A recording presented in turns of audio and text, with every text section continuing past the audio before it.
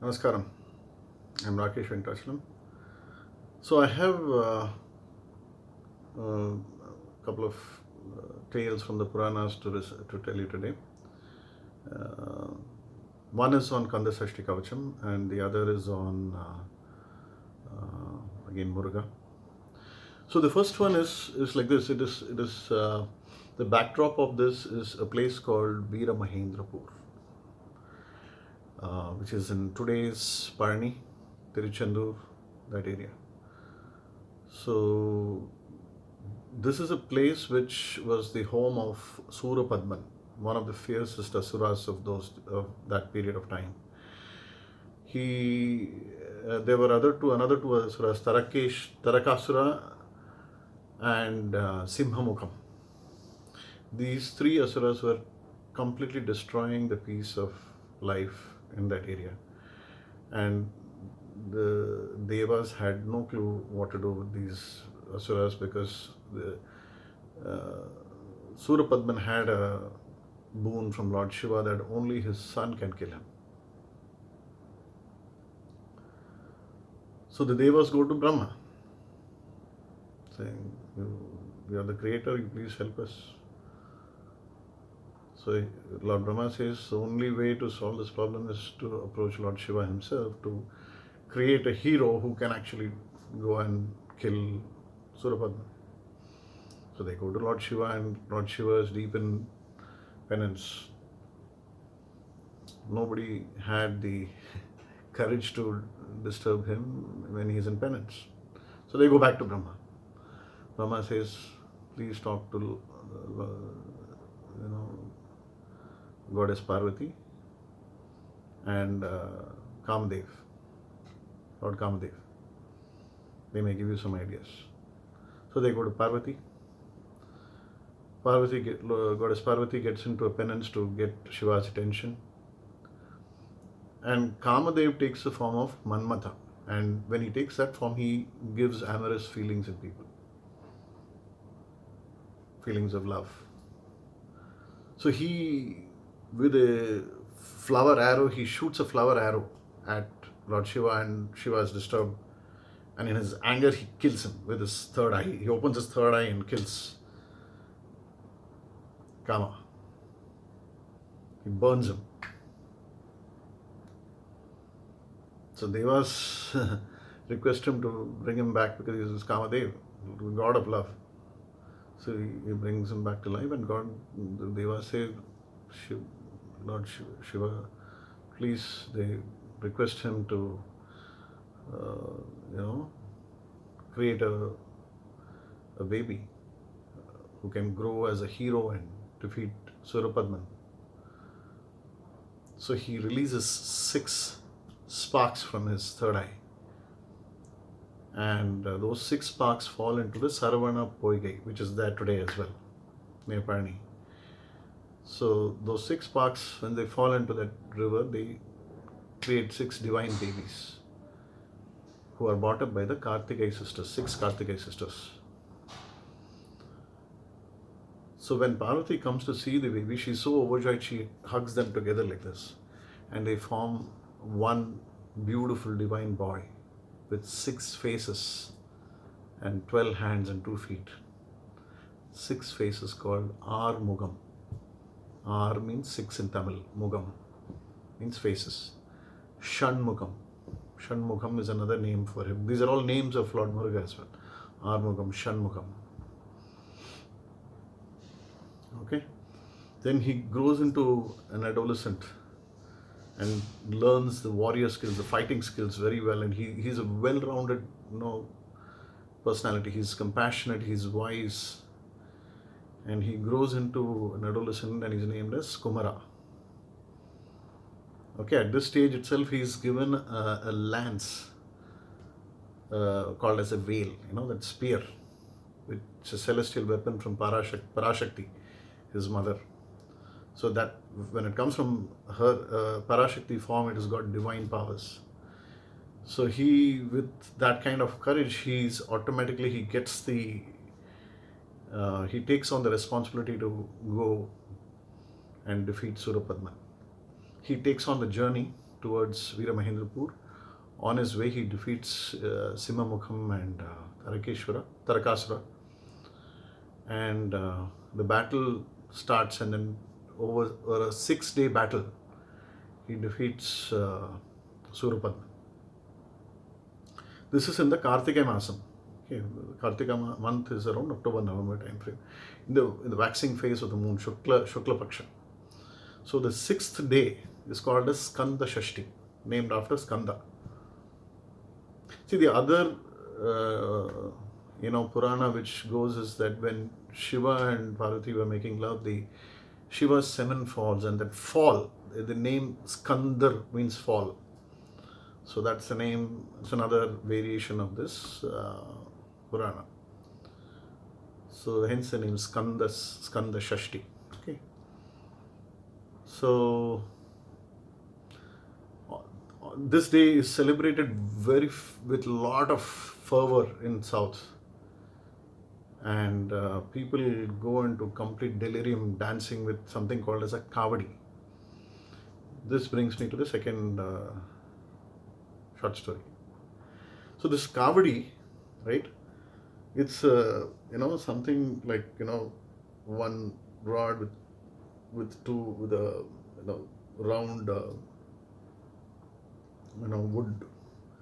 Okay, so people carry flowers in it, and it's like a rod like this, and with a round wood like this, covering, and people can carry something like this with flowers all over. Okay, so the story behind this is like this. Lord Shiva he wanted two mountains, Shivagiri and Saptagiri, to be moved to the south part of India. So he tells Agastya, please do this task, and Agastya passes on this thing, orders to Idumban. Idumban is an asura. Not all asuras are bad, for your information. So Idumba is an asura who is given a task by a sage Agastya. Okay, so he is. So Idumban takes these two rocks like this. That Kavadi is actually, so he takes these two rocks like this, and then he goes towards the south. So when he reaches this south area, he feels tired and he just stops. Then after some time he comes back to take the rocks. The rocks are so heavy, and he sees a boy there. So that boy, is just having some kind of a loincloth, and he wonders who's this boy. So he goes and tells him, I'm not able to carry this. What did he do to this? So they start fighting, and he gets killed. So later on, he is brought back to life because the boy gets a request to bring back him to life. And obviously he finds that boy is none other than Lord Muruga. And Lord Muruga is over there in that, he's not in a good mood. Why is he not in a good mood? Because he's lost kind of a competition with Ganesha, his elder brother. He had his parents had given the kids a competition that whoever travels around the world the fastest will get a bowl of fruits. Muruga promptly goes around the world in his peacock. By the way, this peacock, just a small deviation. So when he defeats Surapadman, he defeats him with a spear. That spear breaks Surapadman into two. One becomes the peacock, which is his vahana to go around the world, and the other becomes the rooster, which is there in his flag. So coming back to this story, so he goes around the world, literally goes around the world, and Ganesha uses his brains. He goes around his parents 3 times. Job done.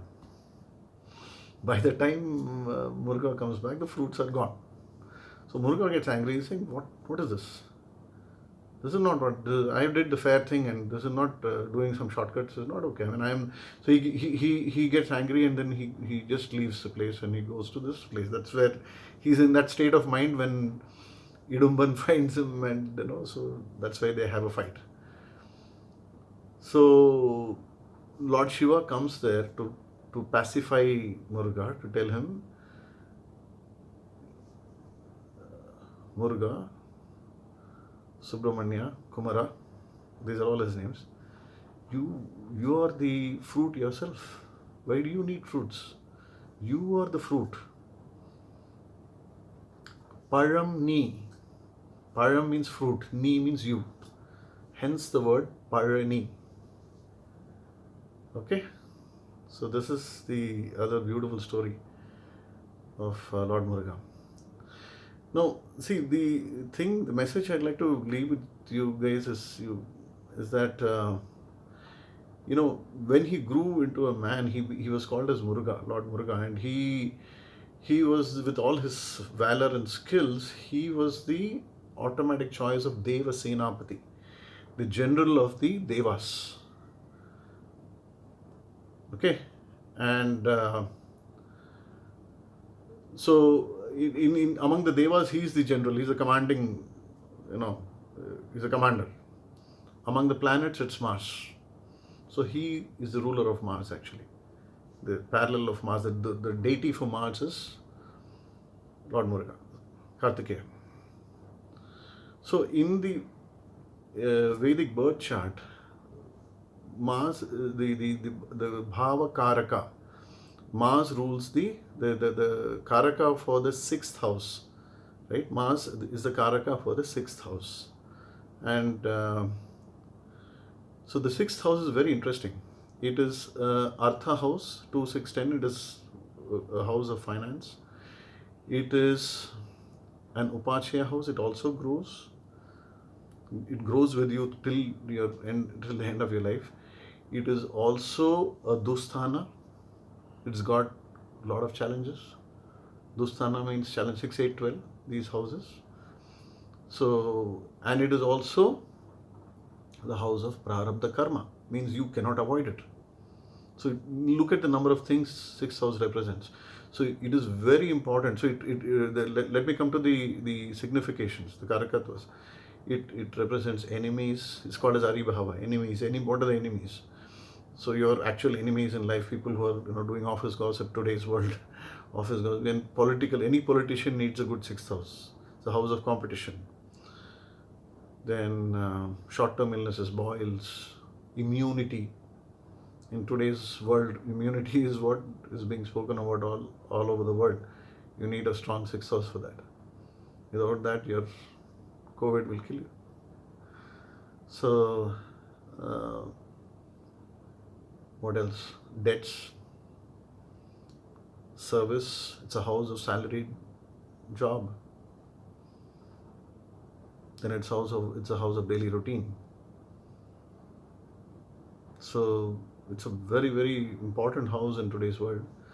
So with this kind of he owns this house, and so it is said that when you recite the Kanda Sashti, so that 6th day is called as Kanda Sashti, Skanda Sashti, right? And this prayer, the hymn that they sing, is called as Kanda Sashti Kavacham. Please have a look at the video, which I have sung that song. So that and also the people use this Kavadi. They go delirious. They poke spears through their cheeks, through the tongue, and they just lose their senses because they don't feel any pain. They just lost in the devotion to him, to Lord Muruga. Okay, so now coming to this house, they pray to him. Now prayer to him is so significant. It gives you power over all these issues. Okay, so that's it from my side today. So hope you like this one, and do listen into the Kanda Sashti Kavacham as well. That's the other one, other video. Thank you so much. Namaskaram.